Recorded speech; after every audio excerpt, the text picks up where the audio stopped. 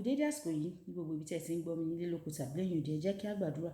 Bàbá ayérayé, a dúpẹ́ fún àánú àtòjúre tí a rí gbà. A dúpẹ́ fún oore ọ̀fẹ́ tí ó fọhùn nínú ayé wa tí a tún rí ọjọ́ ajé mìíràn nínú oṣù kejì.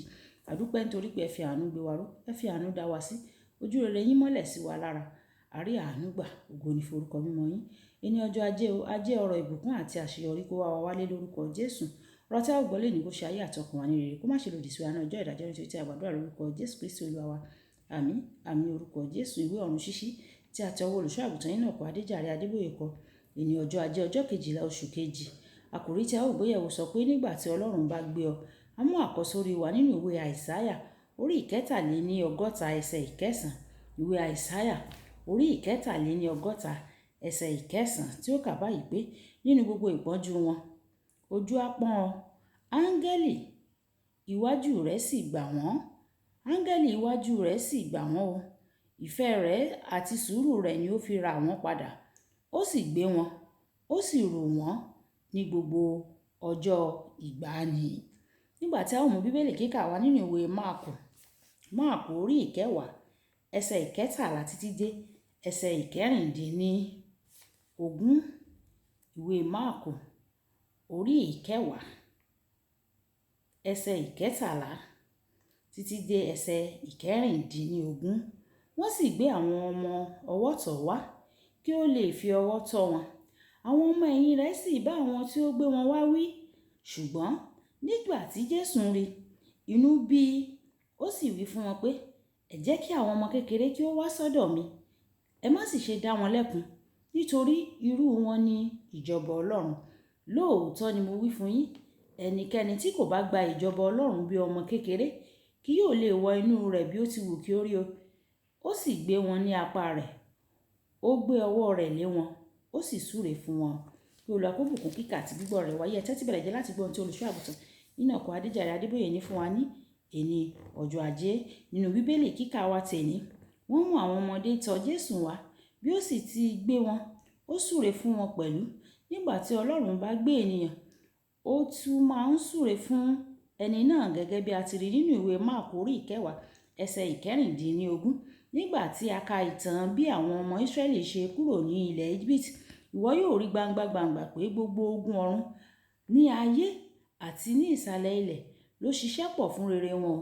Èyí ni ohun tó máa ń ṣẹlẹ̀ nígbà tí Ọlọ́run bá gbé ọ, tí ó sì di ẹni ìbùkún nípasẹ̀ rẹ̀. Ìwé Ẹ́kísódù orí 19 ẹsẹ̀ ìkẹrin wípé, ẹ̀yin ti rí ohun tí mo ti ṣe sí àwọn ará Egypt, àti bí mo ti gbé yín ní apá ìyẹ́ ìjì rù yín tọ ara mi wá. Àwọn ènìyàn kan wọn ò mọ ìtumọ̀ Ọlọ́run bùkún rẹ̀ tòótọ́. Lẹ́yìn tí o ti sọ pé Ọlọ́run bùkún rẹ̀, wọn yóò tún wípé ẹ gbàdúrà fún mi. Dídi ẹni ìbùkún láti ọ̀dọ̀ Ọlọ́run jẹ́ ìpè fún gbogbo ogun ọ̀run àti ayé àti ìsàlẹ̀ ilẹ̀ láti ràn ọ́ lọ́wọ́ kí o lè ṣe rere. Ìyẹn ni ìtumọ̀ Ọlọ́run bùkún rẹ. Yálà o gbà mí gbọ́ tàbí rárá. Kódà a ó pe àwọn ẹ̀mí èṣù láti ràn ọ́ lọ́wọ́ nígbà tí Ọlọ́run bá gbé ọ.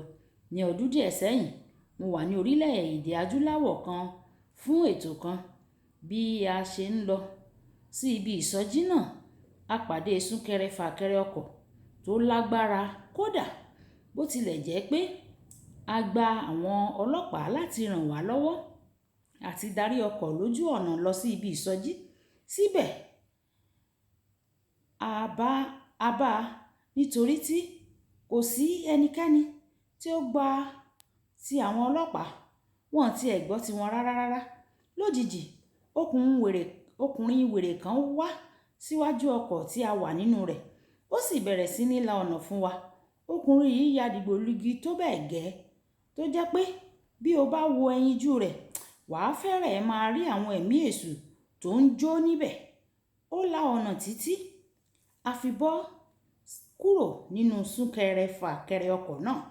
Nígbà tí ọ̀nà dá, ó wá sí ẹ̀gbẹ́ ibi tí mo wà nínú ọkọ̀, ó sì tẹríba. Nígbà tí Ọlọ́run bá gbé ọ, ohun gbogbo yóò ṣiṣẹ́ pọ̀ fún rere rẹ. Tí o bá fẹ́ kí Ọlọ́run gbé ọ, o gbọ́dọ̀ dàbí ọmọ Nínú Bíbélì kíkà wa fún tòní, ọ̀pọ̀ àwọn àgbàlagbà ló máa ń wà ní tòsí, ṣùgbọ́n kìkì àwọn tí Jésù ń pè ní àwọn ọmọdé, tí ó kò bá dàbí ọmọdé, wàá ti wúwo jù fún un láti gbé. Èyí túmọ̀ sí pé o gbọ́dọ̀ ní ìrẹ̀lẹ̀, pa ọ̀rọ̀ rẹ̀ mọ́, má ṣe ní ìkùnsínú rárá, sìn ín ní ìgbàgbọ́, kí o sì tún ní ìgbàgbọ́ rẹ bíi ti ọmọ kékeré tí ó máa ń gba ohunkóhun tí bàbá rẹ̀ bá sọ fún un gbọ́. Kókó ọ̀rọ̀: àwọn ọmọdé nìkan ni Ọlọ́run máa ń gbé. O gbọ́dọ̀ jẹ́ ọmọdé lọ́wọ́ rẹ̀, lẹ́yìn náà yóò gbé ọ, yóò sì súre fún ọ. Kí Olúwa kí ó ṣàánú fún wa, kí a lè di ọmọdé ní ọwọ́ Ọlọ́run, kí a má ṣe jọra wa lójú. Ṣé Yorùbá bọ̀ wọ́n ní ọwọ́ ọmọdé ò tó pẹpẹ, tàgbàlagbà ọwọ́ kèrègbè, ṣùgbọ́n ọmọdé ni Jésù Kristi fi wá wé ní èní. Olúwabùkọ́lá Ayako ní orúkọ mi. Nígbà tí a máa pàdé lọ́la, ìpàdé wa bí oyin. Ó dàbọ̀.